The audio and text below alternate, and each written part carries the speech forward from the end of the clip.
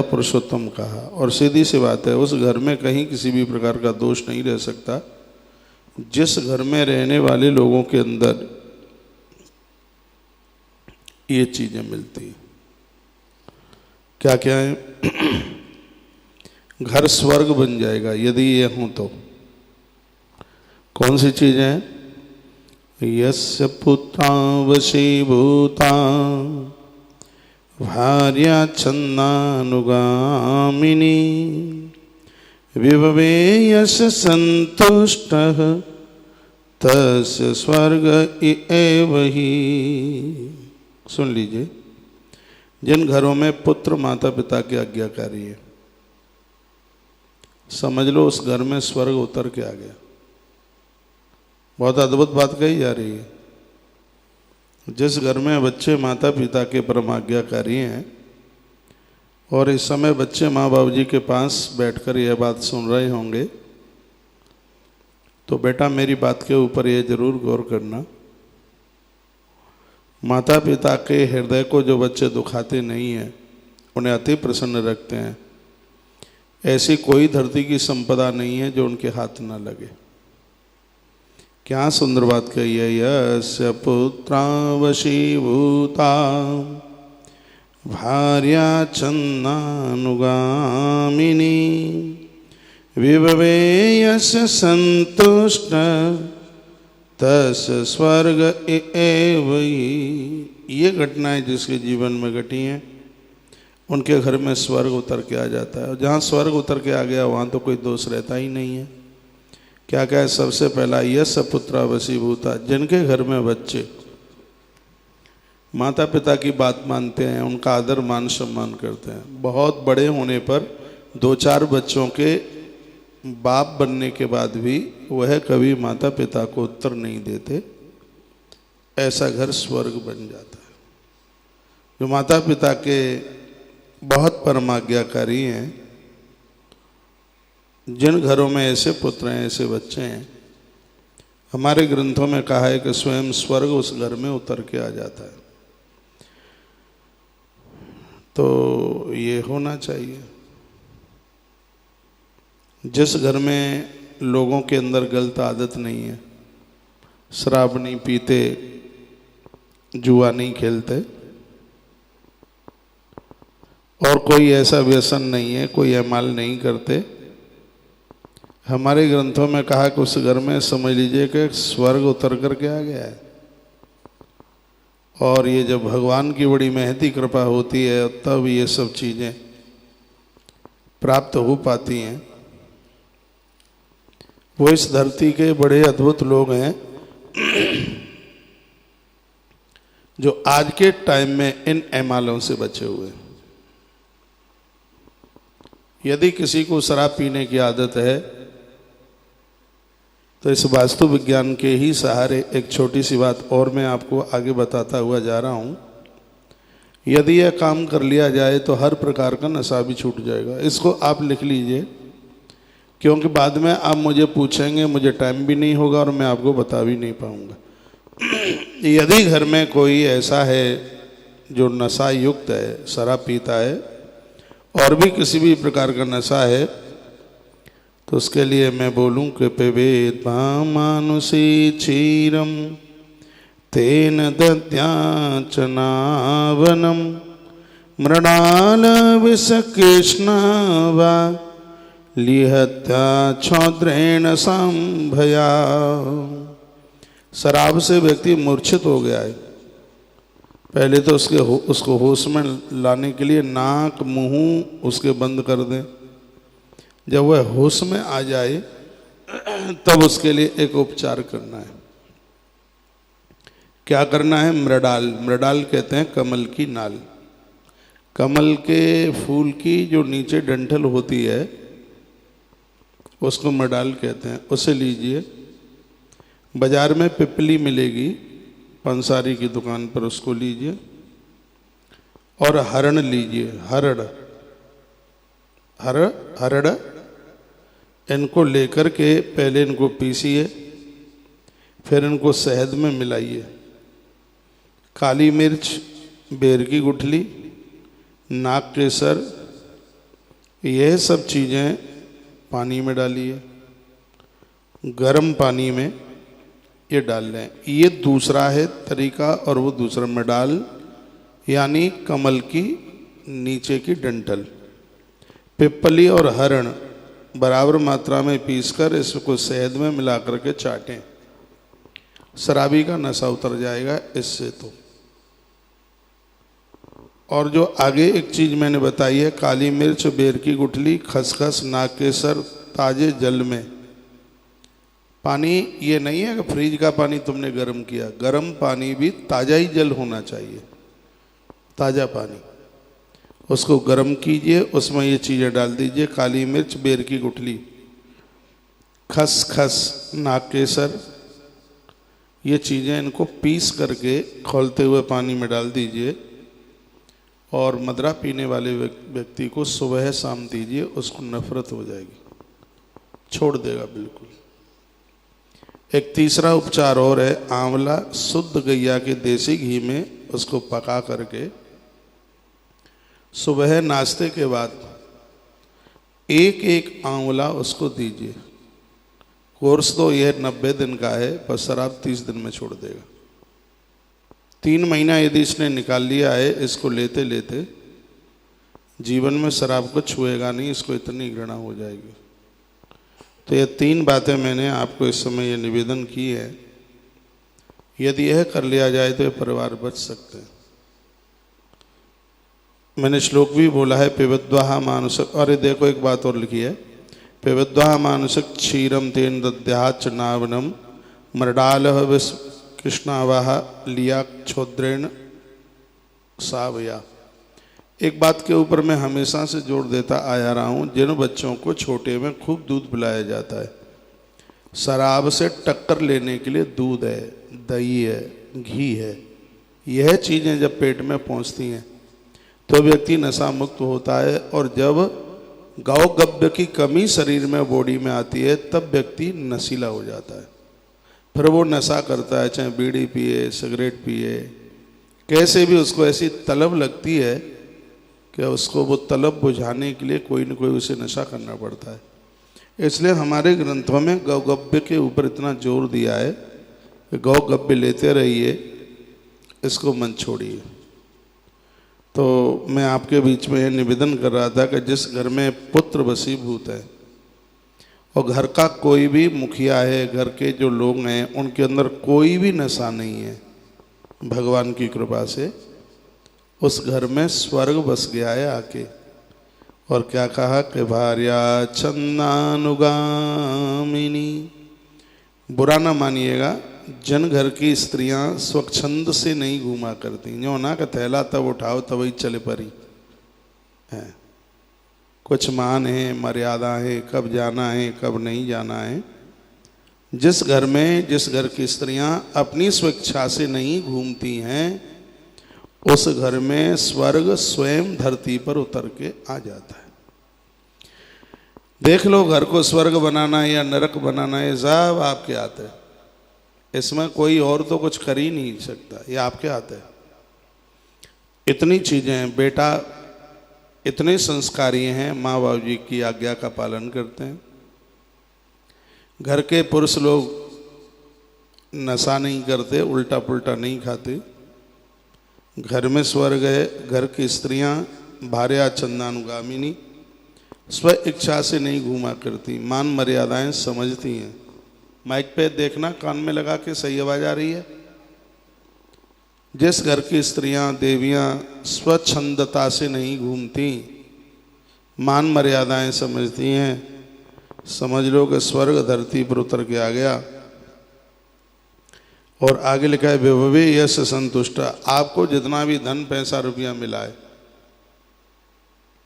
आप उससे संतुष्ट हैं और आप ये कहते हैं कि मुझे मेरे दाता ने बहुत कुछ दिया है।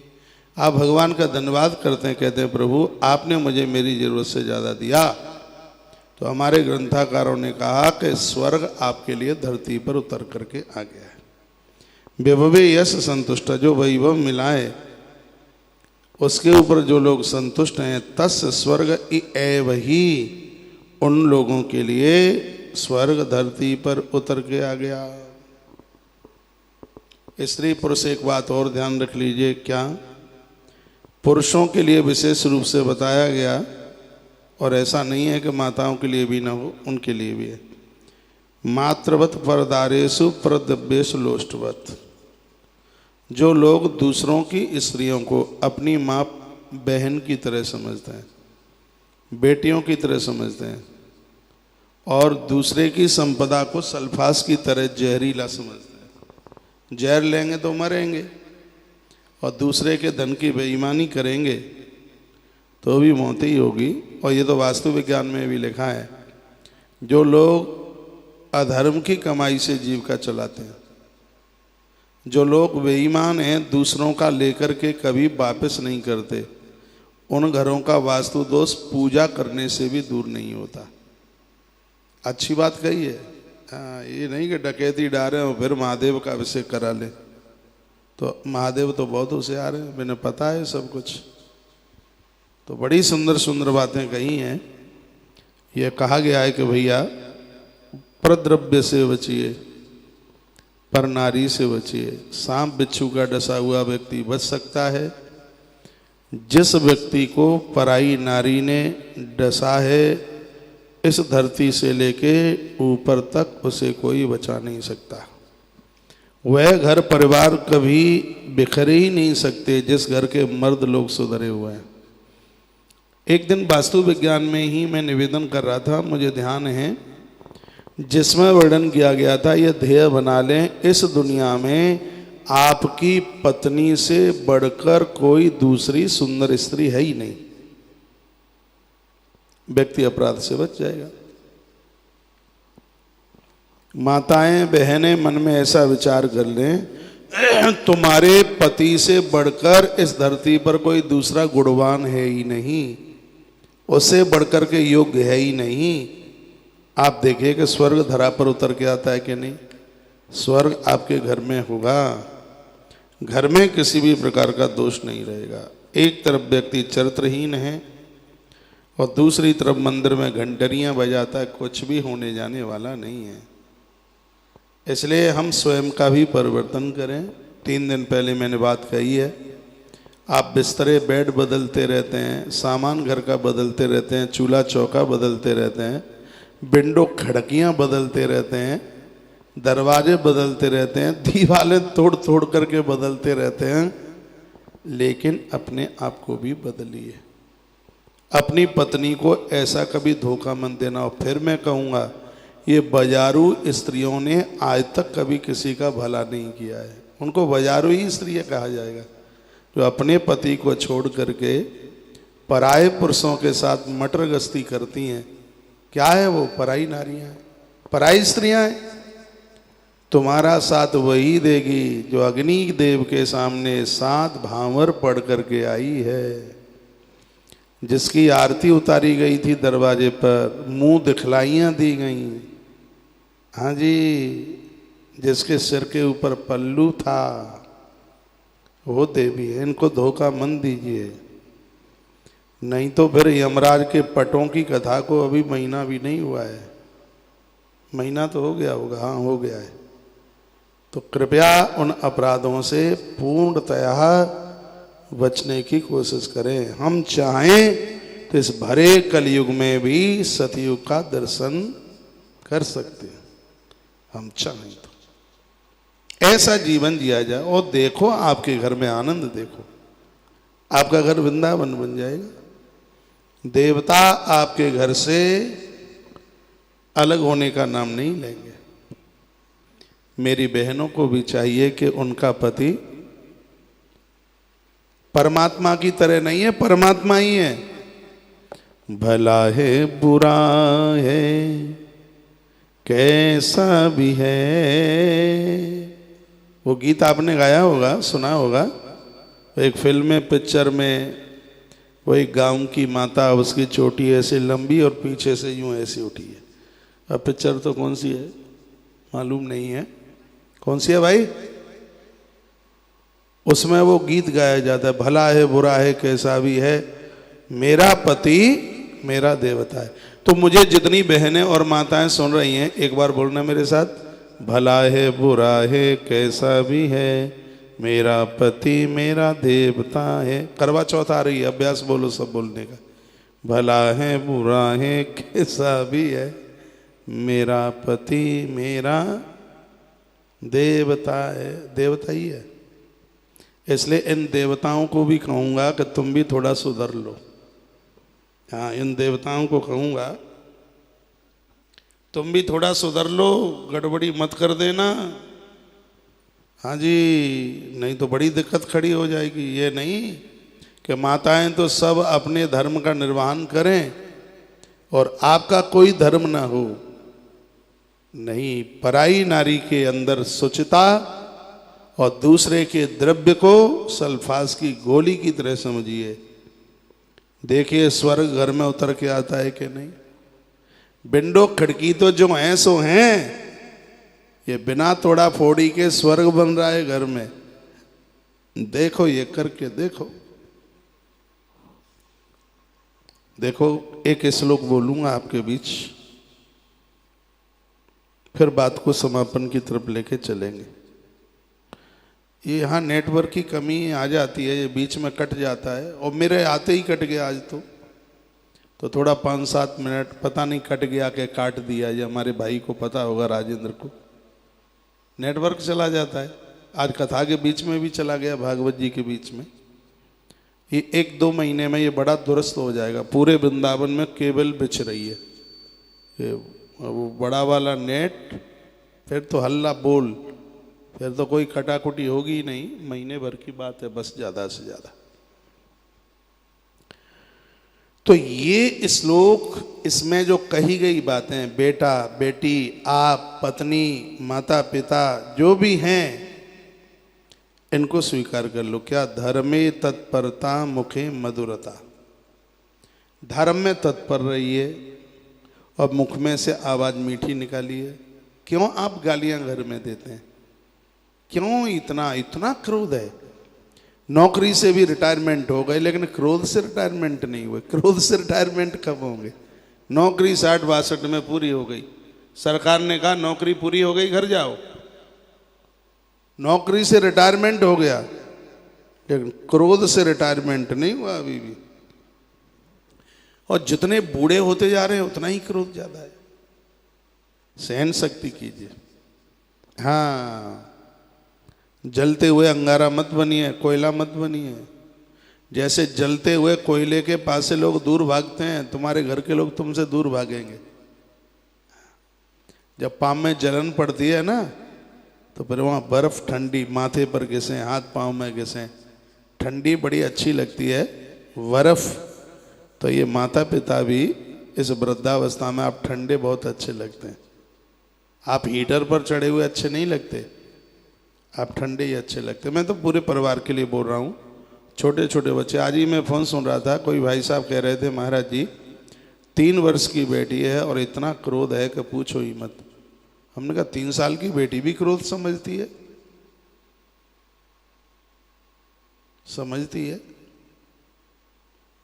तो परिवार को बदलिए। यह श्लोक बड़ा अद्भुत है। धर्मे तत्परता। परिवार के जितने भी लोग हैं धार्मिक बने। 24 घंटे में से एक बार भगवान के मंदिर में पूजा में पूरे परिवार के लोग खड़े हों। कोई घंटी बजाए, कोई घड़ियाल बजाए, कोई शंख बजाए, कोई आरती घुमाए। घर का माहौल बदल जाएगा। करके देखिए, कोई चवर डुलाए, आरती में आप खड़े हों, घर में आनंद होगा। परिवार के जितने लोग हैं वो सब धर्म में तत्परता, धर्म में तत्पर रहिए। और मुखे मधुरता, मुख से मीठी वाणी बोलिए। ऐसी वाणी बोलिए मन का आपा खोए, औरन को शीतल करहि आपहु शीतल होए। हाँ जी, ऐसा मधुर वाक्य बोलिए। कमाल वाणी का ही है, दूसरे अपने हो जाते हैं, और वाणी ठीक नहीं है तो अपने भी पराये हो जाते हैं। और मुझे विश्वास है कि ये बात सुनकर आप इसके ऊपर कंट्रोल करेंगे। मीठा बोली, महापुरुषों की तरह, देवताओं की तरह मीठा बोली। क्या लिखा है? मुखे मधुरता। माताएं भी, आप भी और पुरुष लोग भी। गालियां, आज सौगंध खाई हम गाली नहीं देंगे, पुण्य क्षीण होते हैं गाली देने से। गारी देतन पावत शोभा। अच्छे लोग ये गाली गलौज करते हुए शोभा नहीं देते। बहुत पुराना अभ्यास हो गया, घरवाली को गालियां देते, और हमने तो तुम्हारे घरों में जा करके देखा है। कम से कम हम जैसे लोग घर में आए तब तो लाज कीजिए। और कुछ मर्दों की ऐसी आदत होती है कि वो पत्नी को उस समय गाली गलौज करेंगे जब कोई रिश्तेदार आया होगा, मेहमान आया होगा, कोई बाहर का आया होगा, नौकरानी से भी गता बीता समझेंगे। ये बहुत गलत आदत है, ये ठीक नहीं है।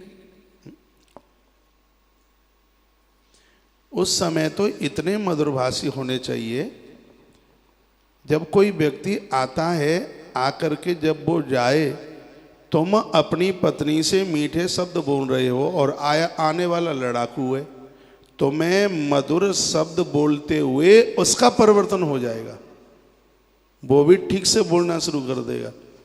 और तुम पत्नी से लड़ रहे हो तो चोर चोर मुँह से रे भाई, वो तो कहेगा जी तो हमें क्या कमी है, हम तुम तो बिल्कुल एक ही जैसे। इस बात का ध्यान रखिए। मैं यहाँ रात को, मुझे बहुत आनंद आता है, ये जितनी देर की बातें होती हैं, कथा में लिमिट टाइम होता है, उधर कथानक छूटते हैं, इसलिए उस समय ये बातें नहीं हो पाती। मैं अपनी बहनों को भी निवेदन करूंगा, जिस समय तुम्हारे पियर के लोग आते हैं, बाहर के लोग आते हैं, ज़्यादा से ज़्यादा पति का आदर कीजिए। मित्र लोग आते हैं, आप एक दूसरे से दूर जा ही नहीं पाएंगे। मेरे पास ग्रंथों का अनुभव है, आपके पास में अपने परिवार का अनुभव है। मैं धार्मिक शास्त्र पढ़ता हूँ, मैं धर्म शास्त्र पढ़ता हूँ। इस समय मैं पाराशर स्मृति पढ़ रहा हूँ। उसमें प्राय सब घरेलू बातें, जन्म से लेकर मृत्यु तक की पूरी बातों का वर्णन किया है। महात्मा याज्ञवल्क्य को अभी आप कुछ समय पहले सुन ही रहे थे। इनकी बातें यदि मान ली जाएं तो कभी बुरा हो ही नहीं सकता, घर में कभी बुरा नहीं होगा। ऐसा जीवन जी ले, एक दूसरे का सम्मान करना सीखें। एक दूसरे का आदर होता नहीं है। पति को बुद्धू मानोगे, घरवाली को नौकरानी मानोगे, तो घर में क्या तांडव होगा। आज कोई कथा में मैसेज में लिख रहे थे, महाराज जी घर में महाभारत हो रहा है, कुछ उपाय बताइए। ये उपाय आप ही कर पाएंगे। दिवाली सामने खड़ी है, लक्ष्मी नारायण की पूजा करेंगे, घर में घरवाली और घरवाला है, इतने लड़ाकू है, क्यों हो रही है लड़ाई? सब कुछ पंचांग पत्री के ऊपर छोड़ोगे, अपने ऊपर कुछ नहीं लोगे। फिर कहेंगे गुड़ नहीं मिले हैं। क्या है गुड़ नहीं मिले हैं? गुड़ तो बाद में जब मिलेंगे तब मिलते रहेंगे। आप अपने हृदय को मिलाइए, मन मिलाइए, अपना मन मिलाइए। एक दूसरे के कष्ट समझे, एक दूसरे की परेशानी समझे, एक दूसरे को अपना माने।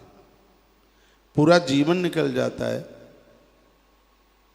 एक दूसरे को अपना नहीं मान बैठते, अपना मान ही नहीं पाते। क्या सुंदर शब्द है, धर्मे तत्परता। जो धर्म में तत्पर हैं, बिना पूजा पाठ किए वो कहीं जाते नहीं, अपना नियम पूरा करते हैं। दरवाजे से याचक कोई भिखारी भूखा नहीं जाता, घर से अतिथि और मेहमान भूखा नहीं जाता।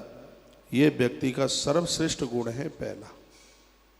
यह गुण आपके घर को स्वर्ग बना देगा, घर नहीं धाम बना देगा। धर्म में तत्परता, उस घर के स्त्री पुरुष दोनों धर्म में तत्पर हों।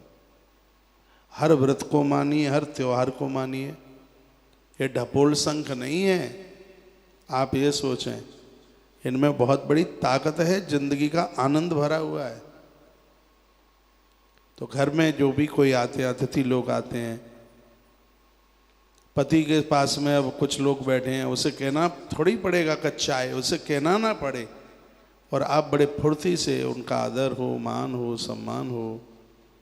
घर में तत्परता, घर में पूजन हो, तुलसी लगाइए, गमले में बेलपत्र भी लगाइए, भगवान को स्नान कराइए, दिए जलाइए, ज्योतें जलाइए, आप आनंद देखें। इसी में तो आनंद है पूरा। परमात्मा ने कृपा की और हम मनुष्य बन करके आए हैं और जीवन जानवरों जैसा भी नहीं छोड़ा है। क्या है ये? विकार है। परिवर्तन कीजिए, बदलाव कीजिए।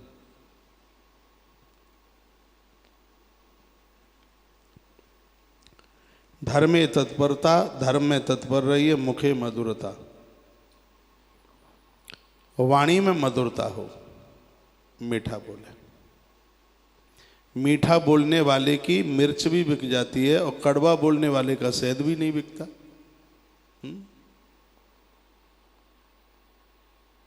तो मुखे मधुरता, मधुरभाषी बनिए। बड़ों के साथ जी लगाइए, रोटी में घी लगाइए, नाम पर जी लगाइए। हाँ, दाने समुत सहायता, गरीबों की, दीन दुखियारों की सहायता कीजिए। देने की भावना रखिए, जहाँ जरूरत है वहाँ दीजिए। दीनों के हितैषी बनिए, गरीबों के हितैषी बनिए। जिनका कोई नहीं है उनके भी बनिए। आप अपने माँ बाप जी के तो हैं ही, एक आध हजार माताओं के लाल और बनिए। सर्दी आ रही है, लिस्ट बनाइए। कोई ऐसे दीन दुखियारे गरीब माँ बाप जी मिलें जिनके पास स्वेटर ना हो, सर्दी से बचने के लिए कंबल ना हो, वो दिक्कत में है, परेशानी में है, भाग्य बदल जाएगा। आपके पास आपकी ज़रूरत से ज़्यादा है तो अगल बगल में उनके लिए भी कुछ कीजिए। ये तीसरा गुण स्त्री पुरुष में होना चाहिए। पहला धर्म में तत्पर, दूसरा वाणी पर मिठासता, तीसरा देने की उत्सुकता, देने की भावना। देखिए जीवन कैसे बदलता है। अगली बात है मित्रे वंचकता, मित्र को कभी धोखा ना दीजिए। पत्नी को भी मित्र कहा है, पति को भी मित्र कहा है। अच्छे लोग तो माँ बाप जी को भी मित्र बना लेते हैं, गुरुजनों को भी मित्र बना लेते हैं। जिसको आपने अपने जीवन में एक्सपेक्ट किया है, स्वीकार किया है, कभी किसी को धोखा ना दें। ऐसे भी लोगों को देखा है, जरूरतमंद लोगों को हाँ कर लेंगे, जी कोई बात नहीं है, हम तुम्हें 50,000 दे देंगे। उसने आपके ऊपर विश्वास कर लिया और उसका इतनी जोर से काम अटका है और ऐन समय पर आकर के आपने मना कर दिया। जघन्य अपराध है। नहीं देना चाहते हो, थोड़ी देर की बुराई है, मना कर दीजिए। हाँ किया है, पूरा कीजिए, धोखा मत दीजिए। याद रखिए इस बात का, मित्रे वंचकता। इतने नाम मैंने बताए हैं, इनके साथ कभी किसी भी प्रकार की धोखाधड़ी नहीं, धोखा न दें बिल्कुल भी। आगे गुरु विनयता, बड़े लोगों के साथ, पूज्य लोगों के साथ विनय भाव से, उनके सामने ज़्यादा पुचुर पुचुर ना करें, बोले नहीं, मान मर्यादा रखें, विनम्रता का भाव रखें, विनयशील बने, मर्यादा में बोलें, मर्यादा में खड़े हों। गुरु विनयता, गुरु लोग, संत जन, माँ बाबू जी, ये बड़े लोग हैं, उनके सामने विनयावत। ये हाइट से कदर से बड़े नहीं हैं, ये कद से और नहीं, लंबाई चौड़ाई से नहीं, ईश्वर ने उन्हें बड़ा बनाया है। माँ बाबू जी हैं, बड़े हैं, हाँ परमात्मा के बगल में खड़े हैं, गुरु लोग बड़े हैं। तो विनय भाव से इनके पास में रहें। चित्तेत गंभीरता, चित्त में गंभीरता हो। ये नहीं चाहे जहाँ खिल खिल खिल खिल खिल खिल खिल, कोई मान नहीं, मर्यादा नहीं, चाहे जो बोल दिया, चाहे जो पटक दिया, ये नहीं। चित्त में मर्यादा हो। वह लोग बड़े वंदनीय हो जाते हैं जो गंभीर लोग हैं, गंभीर बनिए। और आप जैसे हम जैसे जनों को तो गंभीर होना ही चाहिए, गंभीरता हो, स्वभाव में भी गंभीरता हो, समुद्र की तरह। सागर गंभीरता तोड़ देगा तो सबके अच्युतम केशवम कर देगा एक साथ। अपनी सीमा में बह रहा है, समुद्र गंभीर है। गंभीर बनिए। आचार्य शुचिता, आचरण में अति शुद्धि शुचिता। इस श्लोक को पूरा तो कल कर पाएंगे। आचार्य शुचिता, चरित्र में अति पवित्रता होनी चाहिए, चाहे स्त्री हो, पुरुष हो, बेटा बेटी, कोई भी हो। ये मैं प्राय बोला करता हूँ, पैसा गया कुछ नहीं गया, मकान गया कुछ नहीं गया, दुकान गई कुछ भी नहीं गया, स्वास्थ्य गया थोड़ा सा कुछ गया, लेकिन जिसका चरित्र गया उसका संपूर्ण लॉस हो गया, उसका सब कुछ चला गया, उसके पास कुछ भी नहीं बचा। जिस घर के स्त्री पुरुष बच्चे सभी चरित्रवान हैं, उस घर में कभी किसी भी प्रकार का वास्तु दोष नहीं टिकता। वह तो घर अपने आप ही पावन होता है, पवित्र होता है। आगे की बातें कल आप सुनेंगे। आज हम प्रोग्राम को यहीं विराम देंगे, 11 बजने को है। बहुत बड़ी तादाद में आप भक्त लोग सुन रहे हैं और मुझे यह बिल्कुल लग रहा है कि ये बातें जरूर आपके हृदय को छू ही होंगी। आपको बिल्कुल बढ़िया लगा होगा। तो हम और आप सब इन बातों पर चले, तभी उसमें हमारा कल्याण है। हम अपने जीवन को भगवदीय जीवन बनाएंगे। जहाँ हम रहते हैं उस स्थान को हम तीर्थ रूप बनाएंगे। आप अभी भी पूछ रहे हैं महाराज जी अष्टमी कब है, तो देखिए आज